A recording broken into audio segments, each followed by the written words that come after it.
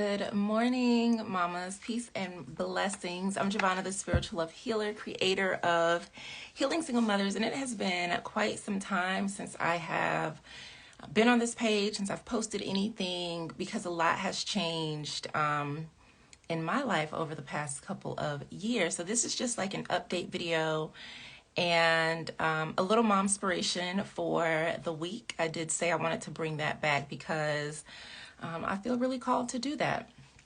So before I get started, let me reintroduce myself and how Healing Single Mothers came about, what Healing Single Mothers is becoming. So initially, I started Healing Single Mothers because I wanted a community, a safe space for single mothers, because we deal with some unique challenges. And I feel like in a lot of spaces, there's always like judgment or shame or whatever that's passed on single moms. And so I wanted to create a space that was just for us to talk about life from our perspective, right? So that happened. And then it kind of got off on this tangent that I never wanted it to be about necessarily like a business or anything. I just wanted a space for single moms to talk about single mom stuff. And also to be able to provide support and guidance for single moms, because I'm a single mom and I've been through some things. So hopefully that my wisdom would be able to help another single mother. And I love that. I love this space. I don't ever want it to go anywhere, but it has shifted back into the vision that I initially had, which is amazing and beautiful. So Healing Single Mothers is also a book that I'm writing. I've been working on it the past couple of years. Hello, my beautiful sister. Thank you. I'm slowly coming back. I have been off of social media for quite some time, and I needed that space. I took it because, one, everything was getting overwhelmed. There was a lot of noise. I was no longer really anchored into what I was supposed to be doing, and I just needed a pause. I also went to school this year and became a licensed massage therapist. So now that journey is, well, not complete, it's beginning, continuing. I'm just creating space for the things that mean a lot to me. And Healing Single Mothers, initially what I wanted for it, again, was just a safe space for single moms. I did want it to be like a talk show where myself and another single mom or a group of single moms could come together and just like discuss life, dating, love, parenting, spirituality, like raising kids in this world, co-parenting or not having the ability to co-parent, just to talk about all of these different things. And then it turned into like coaching and all this other things. And I was like, it stopped feeling good because that was never what it was supposed to be. And so I'm, like I said, coming back to the vision that I created for Healing Single Mothers, which is a safe space, a community, and the show. So, like I said, I am writing a book. The book is called Healing Single Mothers, and I know that was always like the root of what this was for me to be able to tell my story, how I came to a place of healing and being able to live what I like to call abundantly ever after all of the things that I experienced in life. And so the book is almost complete. This month I have been participating in NaNoWriMo, which is National Novel Writing Month. And I have maybe I'll say like 2 sections of the book to complete before it will be ready for revision. Since I started working as a massage therapist, your girl has been tired, but it's been a good tired. What I love about massage therapy is that it allows me to exhaust all of my energy. I don't know how much you know about human design, but I'm a manifesting generator. And so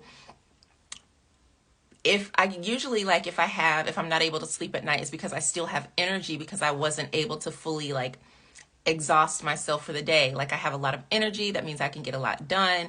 And massage to me, it's like it's like meditating all day, and it's almost like a dance even, or like working out, and it's beautiful. I love it. I love it. I love it. It was definitely aligned work that I truly love. So That being said, I'm working on the book. I'm going to be reopening some sort of communal space. There will be no charge for that space. And I am finding a way to reintegrate the show as well. So that means new episodes will be coming, all of those things. And I'm really excited. I'm trying to keep things as minimalistic as possible so that everything is manageable. Because in addition to Healing Single Mothers, I also have a podcast / show called Abundantly Ever After. And then I will be reopening my business, the Spiritual Love Sanctuary. So my plates are full, but I love it because this is exactly what I am supposed to be doing. So I have Healing Single Mothers, which is my way of serving in a way that I would have loved to receive when I was like in need and going through it and didn't really have anyone to talk to or a space that I could go to. And so that's good. Like this is like my passion work, my passion project. The Abundantly Ever After Show podcast, that is really about more like self-expression. And then my business is my business. And I'm excited to reopen that and offer massage and energy healing services as well. So that's a little bit of what I've been working on behind the scenes. And so I do plan on doing Monday Momspiration here again, because I really loved these where I would just pull. I like to use my manifesting affirmation oracle cards created by Goddess Abiola Abrams for these readings, and they always just seem to provide a good dose of like wisdom for the week. So Momspiration is all about providing illumination and inspiration for mamas on their path through life, through parenting, and however else the reading resonates with you. So it is good to be back, my friends. And like I said, I'm just trying to keep things as simple as possible so that everything is manageable. And yeah, so that we can make it work. So beautiful, beautiful, beautiful. So let's get into a little bit of guidance for this week that we have. I can't believe that we are almost halfway. Well, we're at the halfway point of November already. Time is moving very, very quickly. So the intention is just to provide some guidance for the week ahead.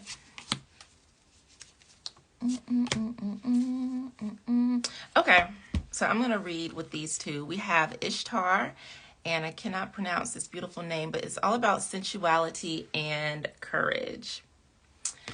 Sensuality also correlates with our sacral energy center, your sacral chakra. Courage can also be emanate from like your solar plexus chakra. It's what I like to think of as like your power center or your internal sun, where you get your energy, your drive, your determination, your motivation to move forward. And I don't know about you, but I think, well, yeah, actually from like the people that I've worked with in the past, even my own personal experience, there can be trauma around motherhood, around being a single mother that can distort or somehow impair your sensuality, whether it goes into overdrive or whether it goes dormant. And I know for me, part of my journey in healing has been really reclaiming the sensuality or the sensual aspects of myself. My first child I had when I had just turned 20. And so having her at such a young age, you know, there's like that scarlet letter. So you're branded as a whore, or, you know, now it's like, I don't know, it changed the way that everybody looked at me or the way that I was perceived in the world because, I was so young doing something I had no business doing. And now, like, you know, old folks say, you've made your bed, now lay in it. So then there was this aspect of like trying to hide that, right? Because now, like, once you have a child, everybody knows that you've had sex at some point, right? That's how the baby generally gets in there. And so, and I know that there's other, you know, things that happen that are not consensual, or now we have scientific methods that can do artificial insemination. But generally, sex sperm, egg, boom, baby. So there's some aspect of like, for me, like hiding that, or there's that wounding, especially, when you think that you have a beautiful family, or you're entering into a family with someone and then that person abandons you. That's like another blow to your womb, to your sensuality. Or then you think, well, they were only there for this part but not the after part. So there's so many different things that gets tangled up. And like I said, for my own journey, there has been like reclaiming those aspects of myself. If you've experienced any trauma to your physical body, or just to your womb in general, again, you can have issues with your sensuality, your sexuality. You can either, again, it goes overdrive, you become maybe super promiscuous or very free with your sexuality, almost in an attempt to like own it, or to feel that you own it, that you have the power. Or you can cut it off completely and just feel like, if I do that, that's bad, that's wrong, it's dirty, something along those lines. So what these cards are calling for you to do, if this is something that really speaks to you, is really own your sensuality. And this doesn't mean that you have to be intimate with anyone else. It can be as simple as lighting candles when you have dinner, right? It can be as simple as making sure you have a nice, luxurious bubble bath, or sleeping in a silk robe, or something that feels good and even sexy to you. So like looking at this goddess, right? She's not really hiding anything, but she's also not showing a lot. But you can tell that she's very proud of who she is, and she understands the power that she wields as a woman, with the being in alignment with her divine feminine energy. So it's like you're able to really accept your nature, and you're not afraid of it. You're able to bask in the glory that is you. And it's, I embrace my sensual energy. My feminine energy creates worlds. So being able to move with that energy, being able to really rest in the fact that it's okay for you to still be a mom and be sexy. It's okay to be a single mother and still want to look good and feel good. And so again, sensuality does not always directly relate to physical intimacy. This can just be you feeling good in your own skin, making sure that you're presenting yourself to the world in a way that feels good to you. It could be as simple as buying yourself some flowers. Like I said, maybe you get some nice like a nice lotion or cream for your body, and you're not just in a rush just slathering it on, make sure you cover everything, but you're taking your time to really luxuriate in the fact of who you are, of what you stand for. And for many times it takes courage to be able to see yourself fully. It takes courage to reclaim the parts of you that maybe you discarded, or maybe that other people used or manipulated or abused in some way. So you want to make sure that you are stepping into the fullness of who you are. If you do have some challenges around that area, there's always, therapy, there's always spiritual healers, guidance. There's a lot of different ways you can seek support for really healing and coming to terms with any experiences that you've had in life, so that you can blossom and bloom. And I love, like, even looking at this card, like how tenderly she is holding her heart close to her, and then you can see the wise owl surrounding her. And even though it looks scary, she's very comforted because she knows that she's not alone. So I do feel that you are being guided in that reclamation of self, making sure, and I see like blossoming. So it's not something that's going to take place overnight. This might be like a journey for you. This might be something that, takes time, but you know that you have the courage. You're tapping in to your courage because it's important, and you want to feel good in all that you do. So that is the message that I'm receiving, is to do what you need to do to really heal and reclaim your sensuality, whether that's dancing. A friend of mine was talking to me about belly dancing. She took up belly dancing as a way to really like love her body, and it's a very sensual movement, and it's really good for you as well. So that's another thing that you can do to really be bold in taking up space and reclaiming your divine feminine energy, mamas. So that is it. Thank you so much for joining. I will be back again live next Monday for another Momspiration episode, and I'll start to share a little bit more content. I'm working on healingsinglemothers.com, just sharing more information about the book. And of course, I will be sharing more about what that book is about. So it's called Healing Single Mothers, Reclaiming the Sacredness of Motherhood. And I cannot wait to share it with you. Have a beautiful week, mamas. Peace.